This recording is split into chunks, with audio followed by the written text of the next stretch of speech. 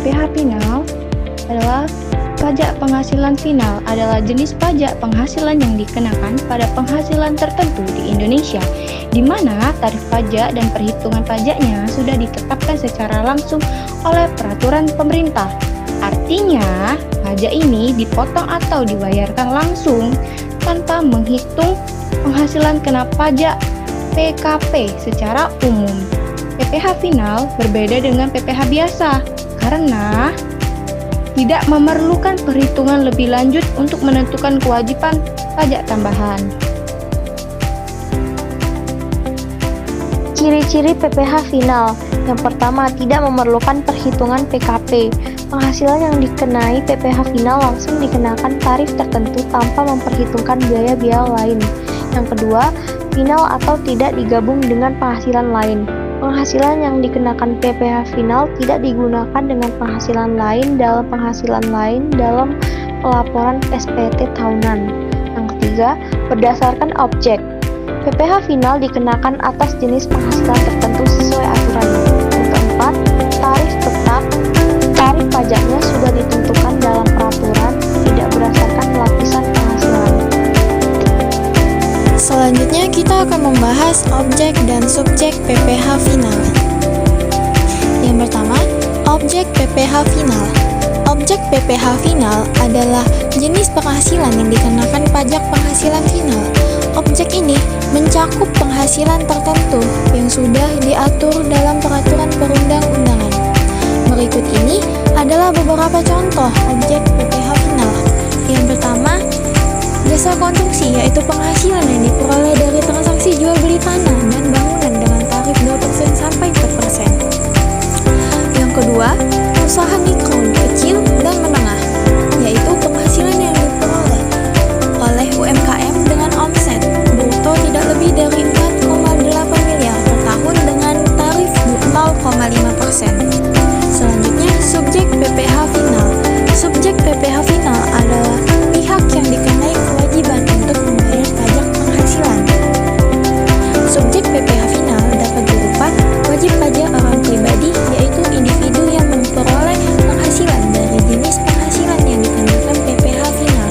Misalnya, pengusaha kecil yang memenuhi syarat UMKM. Selanjutnya, wajib pajak badan, yaitu perusahaan atau badan hukum yang memperoleh penghasilan tertentu yang dikenakan tarif PPh final. Misalnya, perusahaan yang memperoleh penghasilan dari jasa konstruksi atau pengalihan hal atas tanah dan bangunan.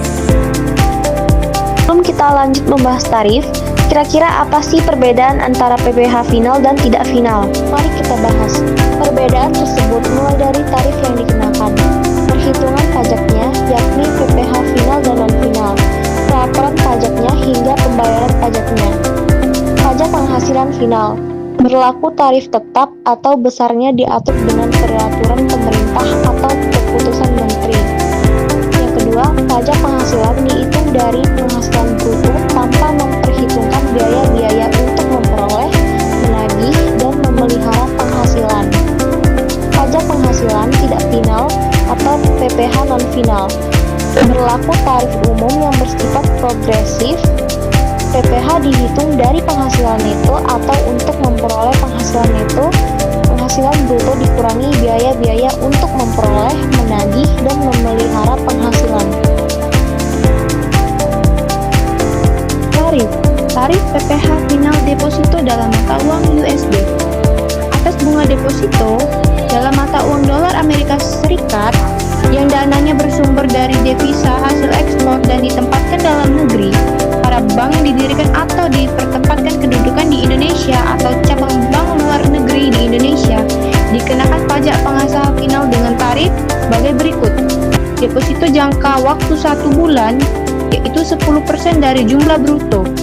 Deposito jangka waktu 3 bulan, 7,5% dari jumlah bruto. Deposito jangka waktu 6 bulan, yaitu 2,5% dari jumlah bruto. Dan yang terakhir, deposito jangka waktu lebih dari 6 bulan, yaitu 0%. Baiklah, setelah membahas materi tadi, selanjutnya di sini ada satu contoh perhitungan pajak penghasilan final atas deposito. Soalnya, Pak Kelik memiliki deposito di Bank AAA sebesar 200 juta rupiah dengan tingkat bunga 12% per tahun dan menerima bunga setiap bulan sebesar 2 juta rupiah. Maka, perhitungan pajak penghasilan final atas deposito tersebut adalah tarif PPh pasal 4 ayat 2, yaitu dipotong Bank AAA adalah 20% dikali 2 juta rupiah sama dengan 400.000.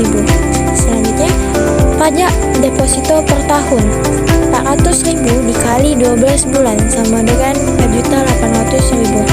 Jadi, pajak penghasilan final atas deposito Pak Kelik adalah 4.800.000.